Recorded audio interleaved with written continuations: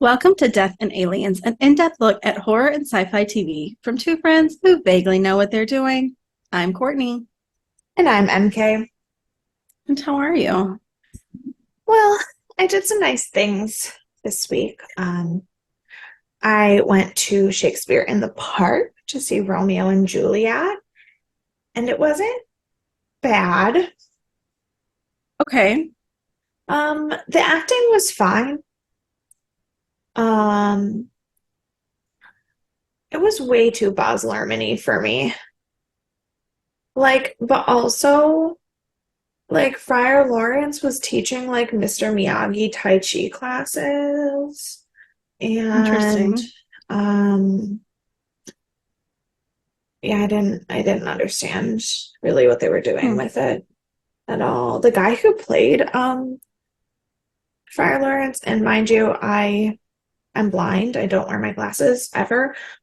He looked like a really thin but still very fit version of Bruce Campbell, and it was very confusing to me. Was it Bruce Campbell? It was not, no. I don't think I would be surprised if you had said it was Bruce Campbell. Like, he does the most wild and out there things that, Yeah, no, but he looked like a younger, thinner Bruce Campbell. okay. And I was just like, what is happening right now? Yeah, and I what did I even do this week? So yeah, the show was okay. It's fine. The cider mill opened this week, so I got my first apple cider and donuts. Nice. And today I was hanging out with Monica and I showed her the Death and Aliens business cards and she cried. She cried. She was like, they're so beautiful. Oh, I love her. I love Monica. Yeah. Um, but yeah, no, I've just, been chilling, hanging out. Yeah. Finished the second book in the trilogy. Nice. So now you're on the third one. Yeah. But yeah, I'm like a quarter of the way through the third one. I'll finish that one before I get back from Phoenix, probably. Sure. Um, yeah. Love. Preseason football starts this weekend. Does it? Is that why I've seen Yeah. so many football ads this week? Yeah. It is August, isn't it? It sure is. Huh. But yeah. How about you? How are you? I'm well, now that I don't have COVID anymore, that's good. But because I did have COVID, I didn't do a lot of other things. Yeah. I played I'm getting all of these texts from this number I don't know. They've sent me a picture of wine, and then they sent me a message just now that just says hello. But I don't know this number, and I looked it up on True People Search, and it's not coming up. So I don't know. I'm so sorry for the distraction. But the problem is, I feel like you should know them because the first thing they sent you was wine. right? I'm just gonna say, who is this? We'll see. We'll find out live. Yeah. But yeah, so I've been watching. I finished The Good Fight after I finished The Good Wife. Yeah. Because I've just been binge watching TV, obviously. Obviously. And then I started The Guardian on my watching everything on Paramount Plus before I get rid of Paramount Plus binge. And it's pretty good. It's another legal drama from 2000, Yeah. 2001. I had never seen it before or never heard of it. And I only recognize, other than guest stars, I only recognize one person in the cast. So Great. it's fine. And I've been playing some video games. Also, I would check because of the writer's strike, half of CBS's primetime schedule come the fall are shows that were originally only for Paramount. And then now they're re-airing them as if they're actual primetime TV. So just double check that too. Will do. Yeah. Like Good I know like SEAL Team is going to be on the CBS fall lineup starting with the season that wasn't on CBS anymore. Well, that's fine. Yeah. I don't have any live TV though, so I can't watch anything live. Just kidding. Yeah. I have received a response. It says, hello, is this Dr. Catherine recommended by Amanda? I'm Lily. No, this is not me. I'm so sorry. I am not a doctor. Block this person. Oh, it didn't let me block them. They must be a real number. Because usually if I delete it and then it says, do you want to block Marcus? Yeah. Chuck? No. I would just say so sorry. I am not Ugh, this is so annoying. I hate people. Anyways, but yeah, so I've been fine. I played this game called Ravenlock that I really liked. It's another spin-off game of Alice in Wonderland. Of course. But as you can imagine, but it was really good. So that's all I've done for like 4 days now because that's all I could do. Yeah, sounds all right. But you know what I need in this trying time of recovery? If the answer is spiritual guidance, I'm here to tell you that I'm only kind of going to give that to you. Well, I guess that's fine. Today, my quote, because I was thinking about football, and it is August 7th, which is Kyler Murray's birthday. He is the quarterback of the Arizona Cardinals. Mm-hmm. I have a quote from him that just says, "I just show up and do what I'm supposed to do." And you know what? I feel like at this point in my life, I just show up and do what I'm supposed to do and move on. I don't have time for anything else. That is so fair. That is so fair. I do a lot of things a lot of times, but I get it. It's the right way to be, I think, at this point. Yeah, I think that's part of your problem is that you try to do all of the things because you don't want anybody to be upset. I know.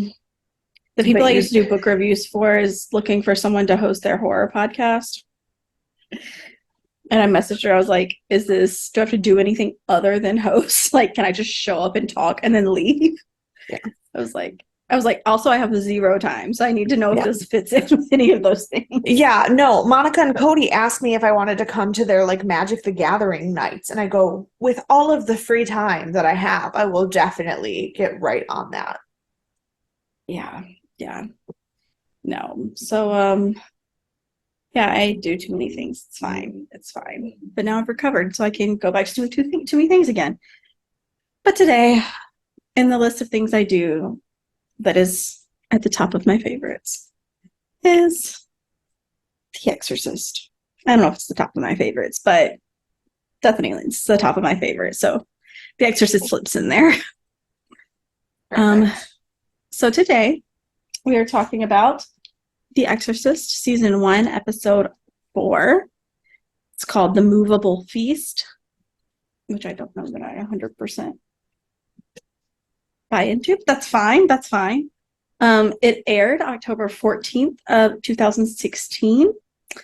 It was rated 7.8 out of 10. It's kind of just hanging around that same rating the whole first of the season, it seems. Number 1 song is Still Closer. The number 1 movie is The Accountant, which I never watched. Ben Affleck, I think. Okay, yeah, I don't know. It was very popular. I never watched it.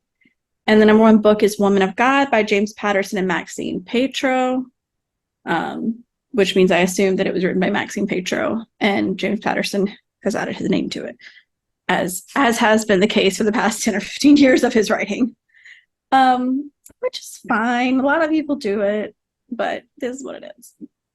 So I also had trouble this week finding some like news because I was like, I don't want to talk about the war in Yemen. I don't want to talk about like all of these like ISIS strikes. I was like, I don't want to do any of that. Yeah. So I did find that there was a New York City surgeon separated twins with a craniophagus. Great. I think that's how you say it, which was very fun. Everybody survived, all as well.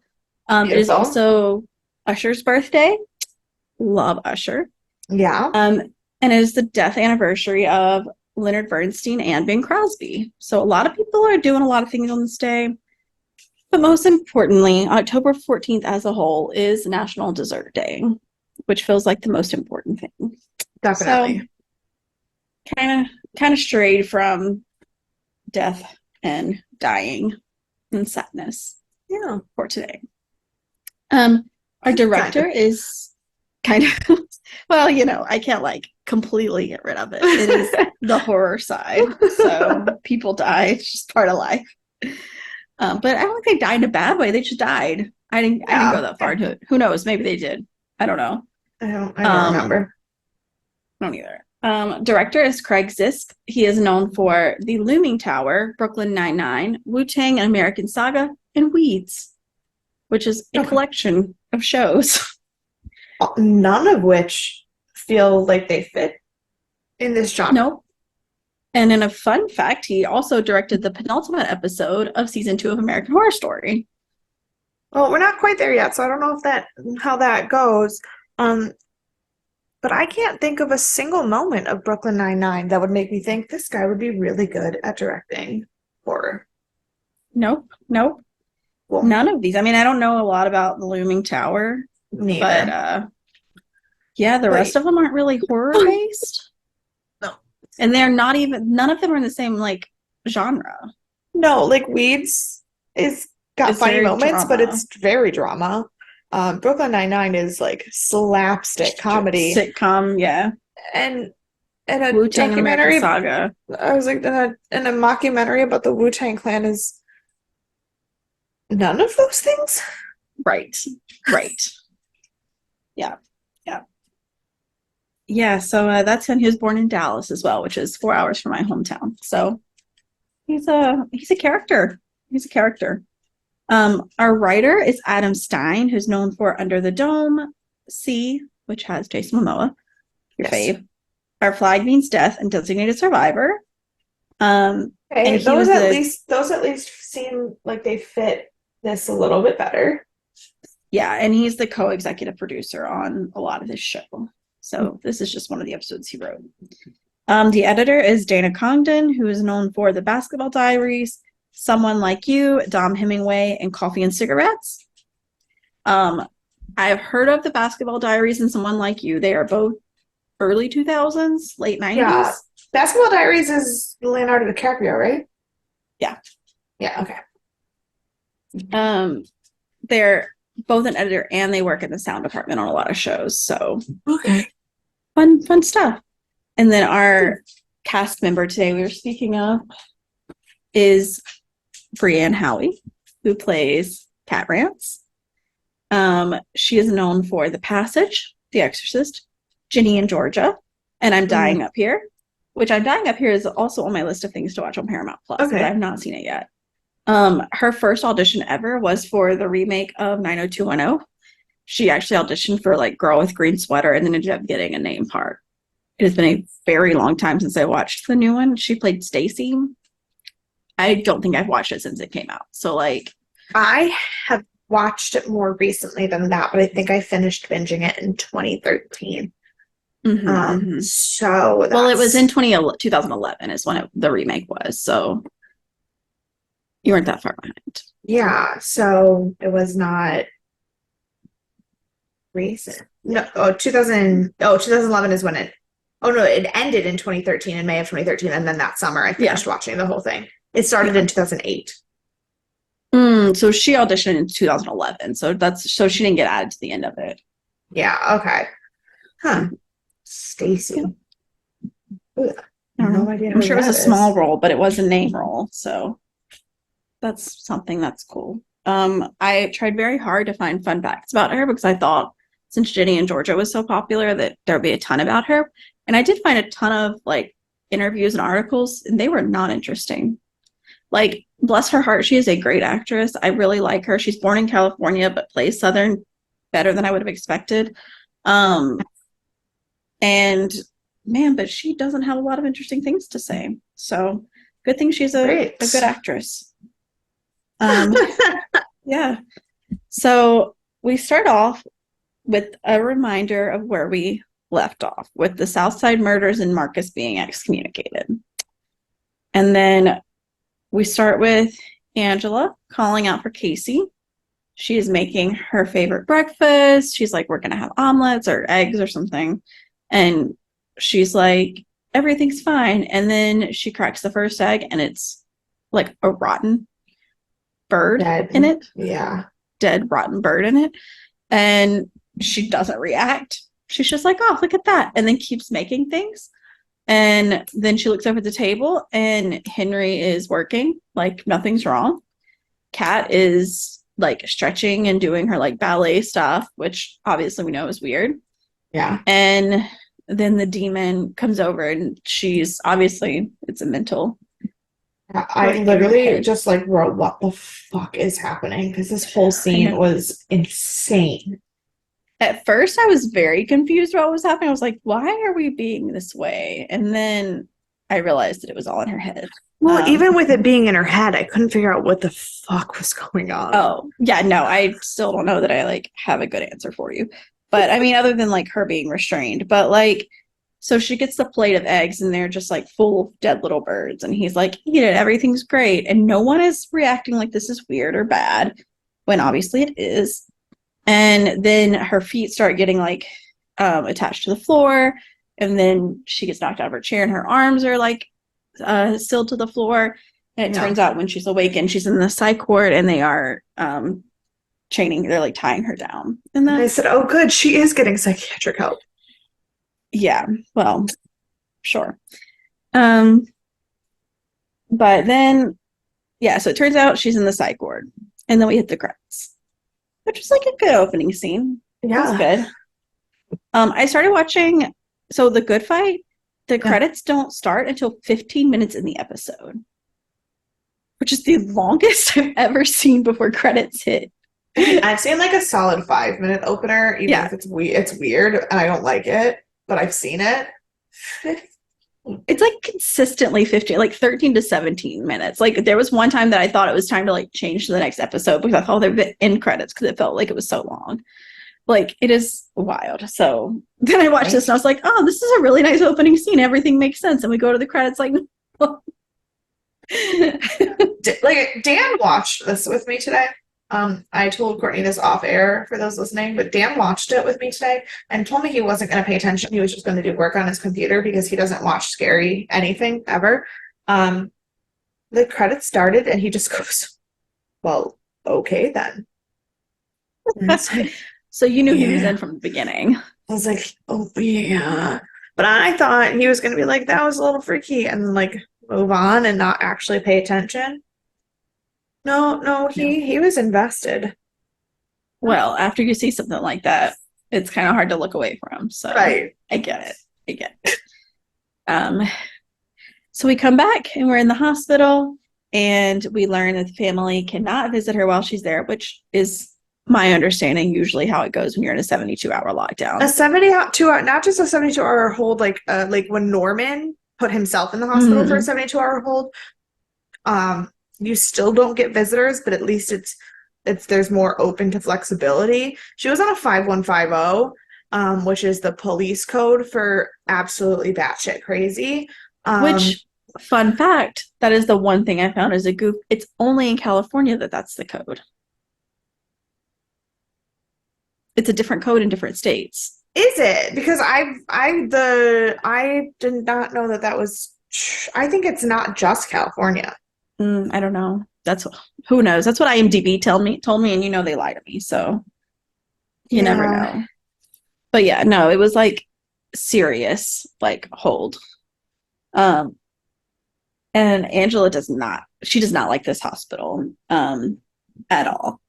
And she's like, why are we here? And of course Henry's like, it's the closest one and we had to just like put her somewhere. So she's like, whatever, and calls Tomas. That's her response to everything now, which honestly is probably for the best because she's not handling things well. No. So then we go to Marcus. We have a lot of back and forth in the beginning.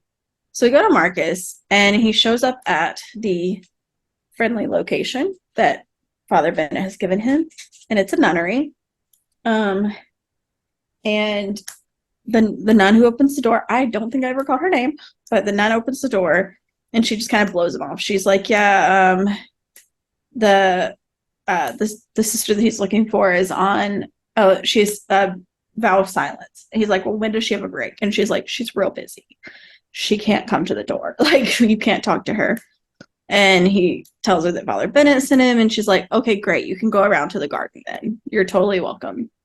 And I was like, this all sounds kind of shady. Like, you only let certain people in. Like, you need a reference to get to the nuns now. So that's fine. So then we go back to the hospital, and Tomas shows up, and he breaks the news to the Rances that the bishop will not do or allow the exorcist. And he keeps saying that there's still a way he can help, but he can't do that. And Angela doesn't care for that. Sorry, I just got distracted by deep diving. 5150 is in fact only in California. The reason I thought it was elsewhere is because like a fuck ton of people have written songs about it, but it's just because it was popularized elsewhere and it is not actually a code anywhere else, which is stupid. Like It is. what fucking right does Dirk Bentley have to be talking about 5150? That's literally the song that I was thinking about. That's why I was like, I don't think it can only be California, because what would Dirks be talking about California codes for? No, it is. It sounded better maybe than other codes, whatever. Well, because I don't know where he's originally from. Nashville. Mm. It rhymes with Popo, I guess. Right. I don't think 58 or 5583 rhymes with. No, it doesn't, unfortunately. So California's the one then. Yep. Good to know. IMDb did not lie this time. Not this time. Yeah, so we have a quick brief interlude to Marcus, who's reading a book. He's sitting out in the garden when the nuns walk by, and one of them looks a little worse for wear. And then we head back to the hospital. Oh, and also, when he first goes and asks about the nuns, and he asks what time her respite is, I didn't realize that was still a thing when people take a vow of silence, but it makes perfect sense that there has to be some time that you talk, just because otherwise you would fucking go insane. And your voice would probably like go out, because when you don't talk long enough, your like voice gets scratchy, and so it makes sense. I didn't know that wasn't a thing. I just assumed always was. I didn't think twice about it. But yeah, it makes sense. But also, you would probably go crazy. So we go back to the hospital, and the doctor tells her that Casey has dehydration and genital burns. And a lot of it looks self-inflicted. Yeah, when she was taking her fucking hair straightener, her curling iron, and burning herself, she was burning her coochie. I know. That's kind of what I thought was happening based on how we had in the film what happened. But that's why I said we're just going to pretend like she's just burning her stomach for now. See, but I thought it was her arms, just because then they showed her with burns on her arms. So I just assumed that those two instances were connected. I mean, I think all is true. I think she was also burning her arms. I don't know if it was that moment, but it could have also been at that moment. But yeah, and these doctors are like really trying, and of course Angela won't hear it, but they're like, we're trying all these tests, we're going to keep trying tests, she can't leave, this is just how life is right now. Is interesting to me, because it's like almost the opposite of what the mom did in the original movie. Like in the original movie, she's like, fucking run every test that you have, tell me what's wrong with her. Yeah. Well, I think that Angela is already so sure that it's a demon, that there is no other answer. And while we know that that's true, and while I understand her fear, wouldn't you rather there was another answer? For sure. But I think she also doesn't like this hospital for some reason, because whenever at the very beginning, when she was like, you had to bring her here, and he's like, it was literally the closest hospital, like we had to bring her here. Like, it kind of made it sound like she didn't like this place for a reason. And I don't know if that's true. Or if I was just, like, no, I think that you're right. It definitely felt that way, but I wasn't sure if that was a like pretentious snob kind of thing, or something happened in this hospital kind of thing. Yeah. So I think that's like a TBD. We'll probably come back to that at some point. So we go to Marcus, and the first nun that he met is telling him to come and watch, and they're doing a whole nun exorcist and exorcism. There's a demon is attached to this man, and he is not nearly as feisty as some of the other ones we've seen, but he is still a demon. And we see now that this is also how the head, I assume she's the head nun. Yeah, she's the mother superior. She's the mother of the abbess. Yeah. Gotcha. That's the way, like in an abbess or a convent, the mother is like the head nun, and then sisters are the other nun. So if anyone's ever called Gotcha. mother, it's because they're like the leader of the. That makes sense. That makes sense. Um, but we find out that's how she got attacked in the first place, is that this demon has attacked her, and he does it again. Yeah. And she eventually grabs his face and hugs him, and then they restrain him again. Yeah, they're like they start their exorcism with singing, and then they're just praying. Like Yeah. that's all they're doing. They're not like It's yelling. very mild. Yeah, it's beautiful, actually. It is. And like, if that's exorcism, bring it back. But and then we wake up the next morning and Marcus has been sleeping on the garden bench, and the sister is like, you gotta go. She's like, my other sisters have work that need to be done, and you're making everyone uncomfortable. You gotta go. Yeah. And I was like, okay, well, he hasn't really done anything to make anyone uncomfortable, but fine. But like, also, like, a man staying in an abbess is probably not the way things are. Yeah, a man who was excommunicated from the church and is no longer a priest sleeping on a bench outside the convent, probably not cool. Okay, well, they're also doing secret exorcism, so we don't get to judge people. No. That's how I feel. So we go back to the hospital, and the nurse is trying to calm Casey down. And she's like, everything's fine. This is all going to be okay. You're beautiful. You're doing really great. And the demon shows up, and the IV will not go into her arm.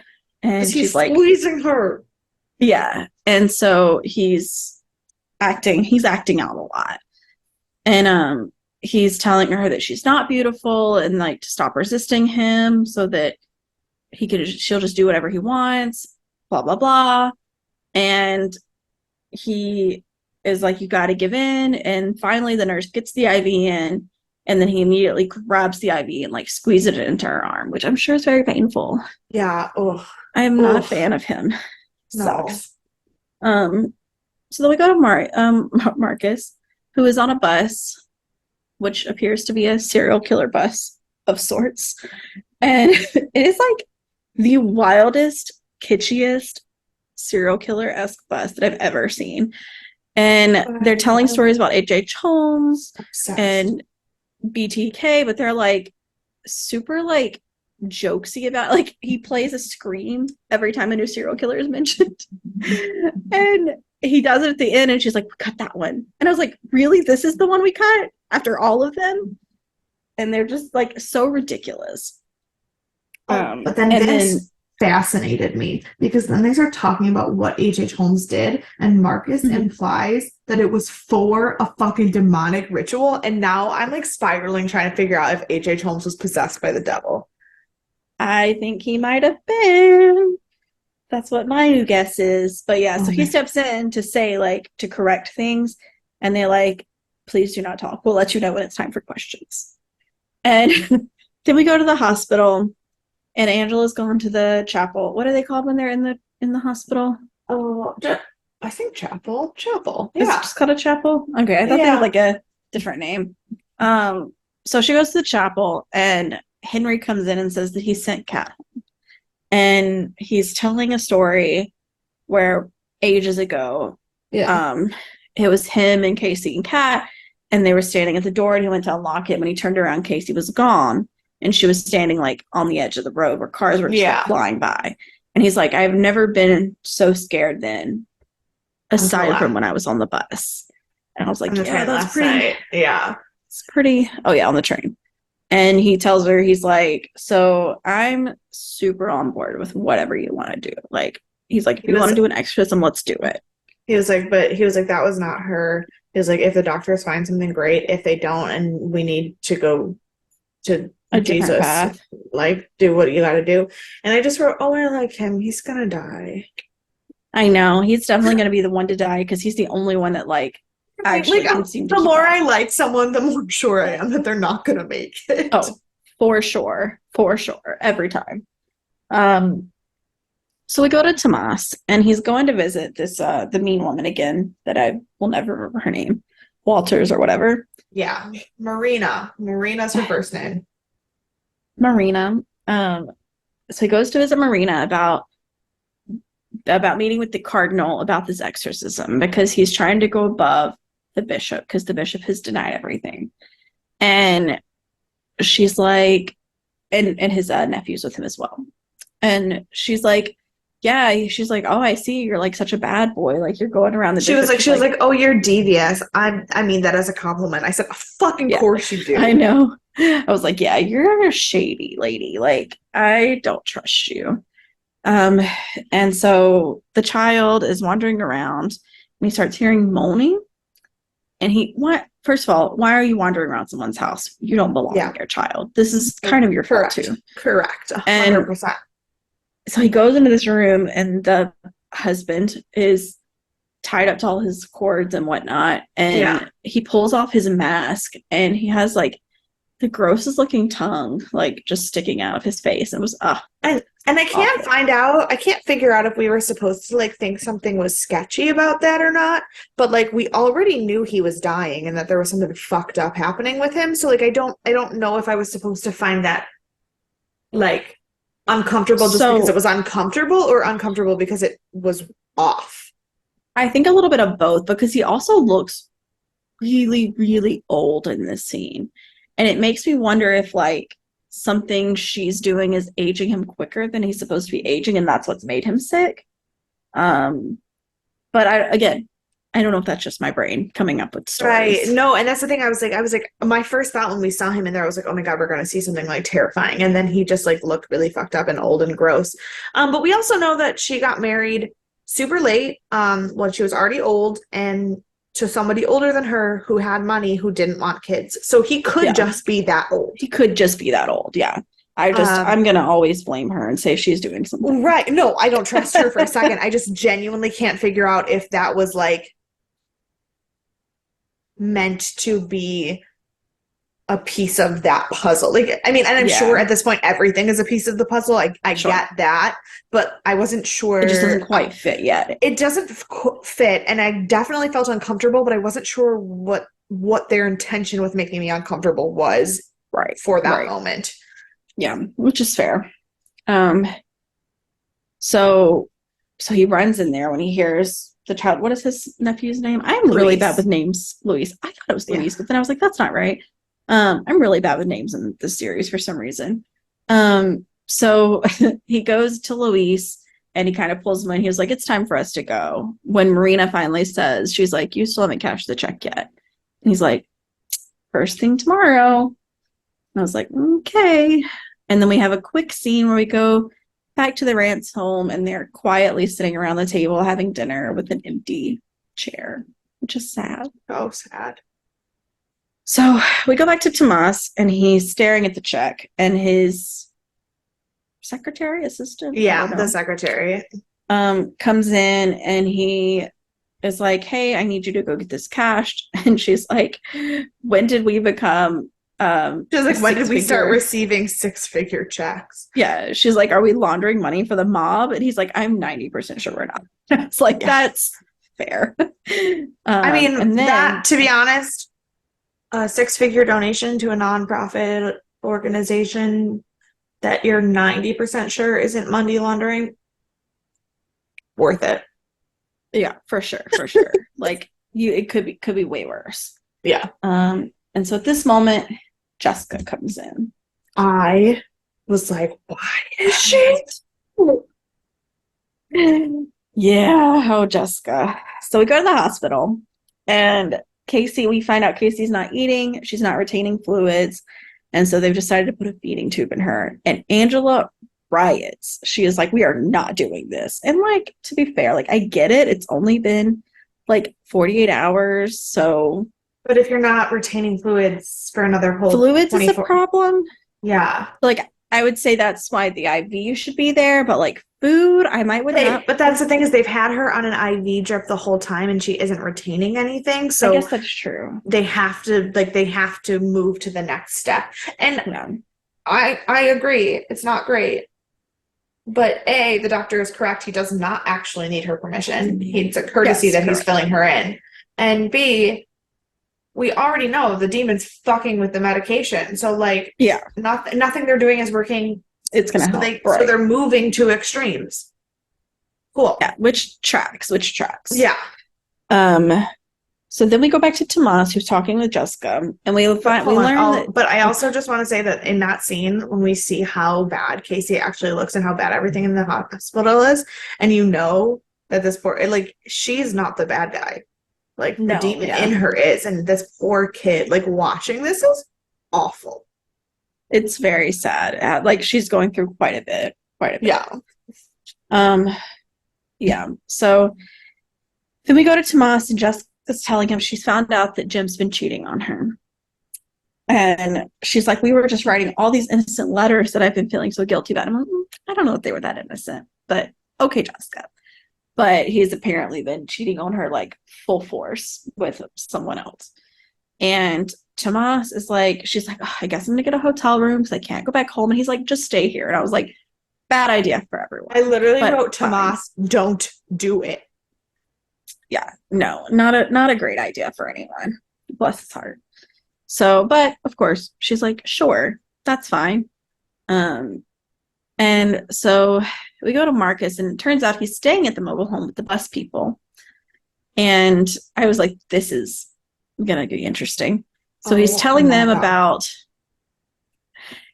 like who he is. They're like, how'd you get with Father Bennett? How did you get here? And he's like, well, I'm a priest who's excommunicated. He was like, and they're like, oh, what'd you do? Oh, and he was like, and I'm an exorcist. And they're like, oh, an exorcist. Like, yeah. They were so stoked. So basically, Cherry and Lester are their names, and they are my new favorite people because they are both doctorates of some fucking weird ass shit. She is a doctor of anthropology, and he is a doctor of divine studies. And together, all they do is fucking study the occult and the weird patterns of shit that have happened in the world. And for money, they just make assholes of themselves talking about serial killers because that's what tourists want to see. And honestly, they are my new favorite characters in the whole fucking show. Yeah, absolutely. They live in this van. They just like hang out and have like weird stuff all around. Like they're definitely the characters I would want to be in this show.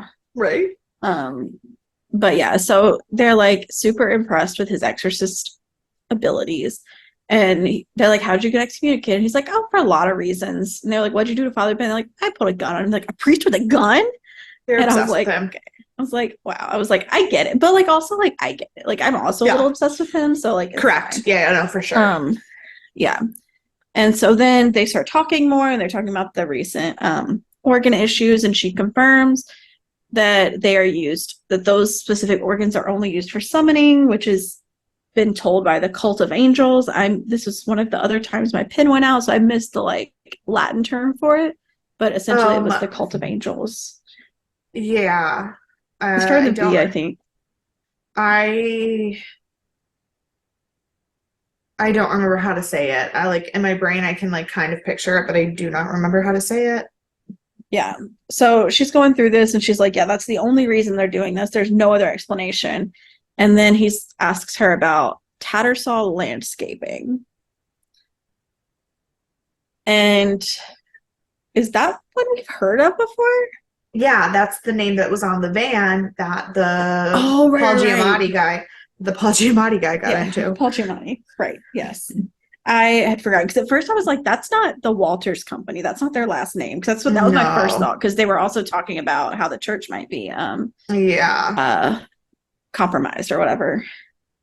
So yeah, so we go back to Tomas, and he is telling someone about Casey, but like vaguely. Oh, this is Jessica. He's telling Jessica about Casey, and he's like super vague about how everything's happening. Yeah. And she's just like, well, you gotta do what you gotta do, blah, blah, blah.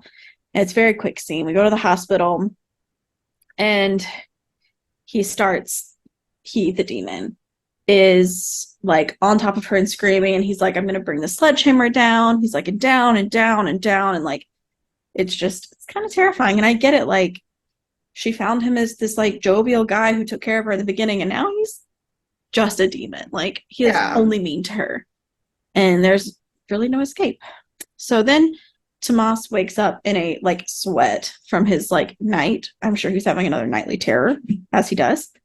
Yeah. And then he goes to the bedroom and finds a note from Jessica, and it says, thank you for being the strong one, or like, I'm sorry I couldn't be as strong as you, or something like that. Oh, she earlier before when they were trying to go to bed, she's like, "This is weird. It's weird, right?" And he was like, "No, it's not weird." I said, "No, it is weird, and you're a fucking Yeah. schmuck." Yes. Yes. 100%. It is weird. So we go back to Marcus, who's hanging out with his new nun bestie, and he finally goes to meet Sister Bernadette. And he's My first note was just, I know her. And I couldn't figure out how I did you know figure her. out how you know her? No. I'm sure she'll come up again. I'm sure she will. She has done a lot of things, but she was in, oh fuck, what show did I just see? She was on Broadway and she won a Tony for, or at least was nominated for a Tony. Oh, for August Osage County. And Oh, okay. That was a few years back. yeah. But that's interesting. Yep. I don't know that I know her, but I probably do, but I don't know off the top of my head. But yeah, so they're chatting and he's like, you don't have all the normal things here. However, you do have a lot of belladonna. It's flourishing. I was like, yeah, that's a little shady. correct. And she's like, well, that's just for necessary cases. So I was like, yeah, that's still poison. It's fine. And Which this is where he brings up. I just listened to a podcast about Charles Manson and how much belladonna fucking the one who actually did the killing. Yeah. How much fucking belladonna he ate before he killed everybody. Like they were brewing a tea with belladonna to like get high off of, and he didn't know what it was, and he picked up a whole like baked potato size thing of the leaves and just fucking ate it. I did not know that. Yeah, so like that's wild. Not saying that he killed Sharon Tate because he was fucked up, but he also ate a baked potato worth of belladonna 2 days before he killed Sharon Tate. So like, yeah, that probably didn't help. Right. Yeah. Yeah, so he starts telling her that the church is compromised and that like he wants to protect his girl from the exorcism, like do this exorcism, but he's not a priest anymore. And she's like, so you're just saying like a collar and a habit make us who we are? And he's like, kind of. And she's like, absolutely not. You're just making up excuses. I was like, hell yeah, MB. I was so, when she went off on him, I was like, this is the greatest thing I've ever seen. I'm genuinely obsessed with her. She's incredible. Yeah, she was like, no, this is crazy. You're making up excuses. You just have to keep going. Like, this is just how life is now. She was like, I don't know. She was like, okay, so you lost one. Move on. Like, doctors lose people. Like, that's just how it is. She's like, but if you believed that your power for the exorcism was yours, you were never helping them anyway. Like, that's not fucking how this works. Yep. So we go back to the hospital, and Angela is finding any which way she can to blame the hospital for wrongdoing. She's like going through statutes and going through like requirements. And Kat's just like, stop it. And then Tomas shows up and she asks him about the exorcism again. And he says that, and it seems that this is the first time Kat's ever heard mention of this exorcism being a thing. Yeah. I missed that she hadn't heard of it yet. But it makes sense. We hadn't seen her in these situations. But so he's telling her, he's like, I told you I can't do anything officially. And she's like, so unofficially? And then we go back to the nuns. And Marcus is trying the technique of kindness with the demon that the other nuns were doing. Then he gets a little more passionate about it, a little more intense. And then backs off again. But when he was when he actually like fell into what they wanted, how they did the exorcism, and he was holding this man and like saying the prayer for the fallen angel and the forgiveness, I was like, he is talking to himself as much as he's talking to that possessed man. And that was one of the most beautiful scenes I've ever seen. Yeah, it was like really the lighting was beautiful, the double meaning was beautiful, like it was, the emotion was totally there. So there. It was one of the most beautiful scenes. Yep. And then the demon is gone and he did it. Yeah. He did so we know he can do exorcisms again. So they go back to the hospital. The demon's being mean to her again. And this was probably the worst scene. She's messing with stuff and a spider crawls out of her nose. Didn't care for that at all. And she looks over and the nurse, who's very kind, that's been helping her, is wearing a cross, and the demon just starts choking her. And he's like, all you have to do is say yes, and all of this stops. And so finally she's like, I'll do whatever you want. And then we go to the hallway and the poor nurse is being calmed down and comforted. And then Angela starts going into the doctor and she's like, you're not following the rules. She has to be released. These are all the things you're supposed to do that you didn't. And finally he's like, you know what? I'll sign the papers. He's like, it's not because you're saying I should sign these papers, but I've exhausted every option I have and nothing has worked. So this is the only solution left. And I was like, well, that sucks. But also, like, could you really exhaust every option in 48 hours? Like, I feel like there's still some stuff left. Yeah. Doctors have a lot of tests. But when the demon almost like fully took her over and then Angela just like swooped in and saved her in that moment, again, so beautiful. And it caught me off guard because I didn't think that was gonna, like, it's not what I expected. Yeah. I there was some genuinely, but I was like, but the problem is this episode had so many really beautiful moments in it that I know things are only going to get worse. Oh, they're like only things are going to get get so bad. Yeah. And I think like this episode was still 7.8, but I would not have been surprised if it was rated a little bit lower because it didn't have as much drama. People probably rated it lower because it didn't have as many jump scares or intense things or the gore or the anger. But I liked it better because those character moments were so good. They were really well done. This is only episode 4, and like the characters are already like really well developed, which is nice. But yeah, so we go to Marcus and Tomas, and Marcus has come in to talk to Tomas. Tomas tells him the demon has manifested, and he's like, "So what are you going to do about it? Like, are you doing this?" He's like, "No," and he's like, "Well, what are you waiting on?" He's like, "You." And he's like, "Great," and Marcus is finally ready to like be himself again, ready to take on the world. This one exorcism put him back over the top. And he's like, I just need to make sure you're like fully invested. Like, this is going to be insane. And he's like, yeah. And he's like, well, how are you doing? And he says he's as big as a mountain. And then they start creating an exorcism room. And then we end on a montage. We start with the family and Kat, like the family downstairs kind of getting ready while Kat's disappearing into her room because she's uncomfortable with everything. Marcus has a really strong rosary, which I'm sure he got from Bernadette, and is helping Tomas. It's the one that she was. It was the one that she was holding at the. Yeah, that makes sense. And he puts the collar on. They're ready to rock and roll. Casey's been chained up. Well, and then we just hear before Tomas asks him when he's helping Tomas put his collar on before they go into Casey's room. And Tomas says he has one real question before they do this. And Marcus is like, what is it? Thinking it's going to be something about like how to do it or something. And he goes, why is all of this happening now? Because my guess is that, Tomas already thinks that it's bigger than just Casey, but my guess is that if they're working together, Marcus has probably filled him in at least a little bit on the rest of the world, some of the rest of what's happening, at least in Chicago. And so Marcus is like, that's a great question. Let's go get the answer. Yep. So so this episode ends with Marcus saying, let us begin. And so we know, or can assume, the next episode will start with an actual exorcism. Yes. Yeah, so that's our episode. I do not have any trivia for you. I am so sorry. No one seemed to care to tell me anything about this series. But who do you want to punch in the face?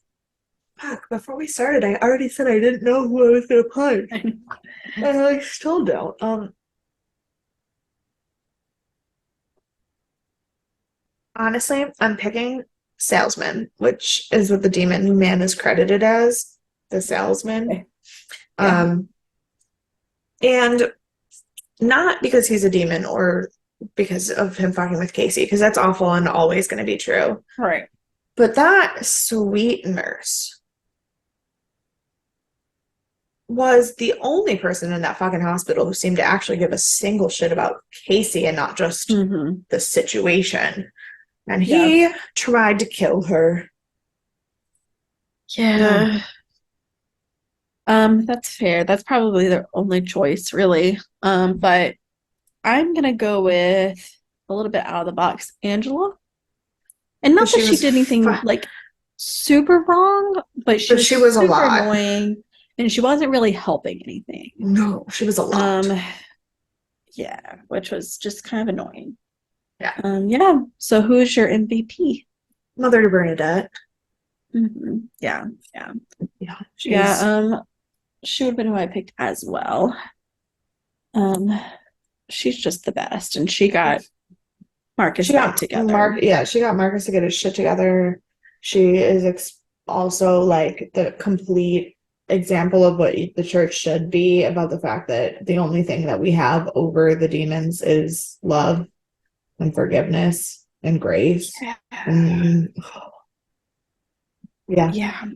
Well, I might end up in a pattern going back and forth a lot, but it just is what it is. Yeah. This week I think I'm gonna pick Henry.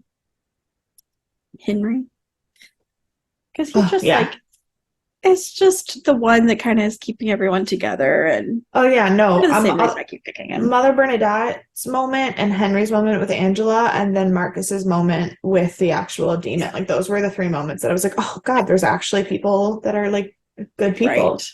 Right.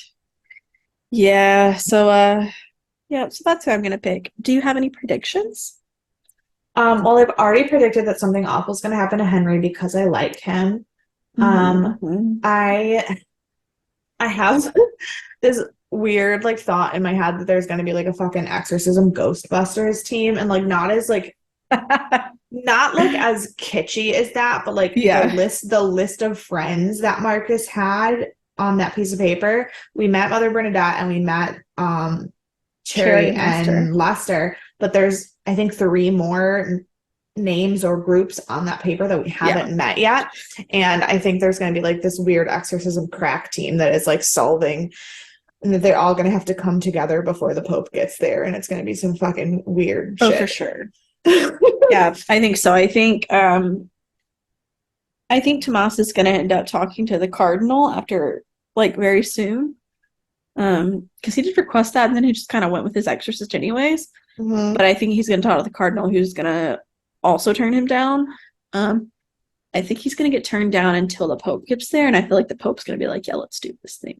I also think that the demon is going to attack Tomas via Jessica, the way that the demon in the movie attacked the guy because of his mom.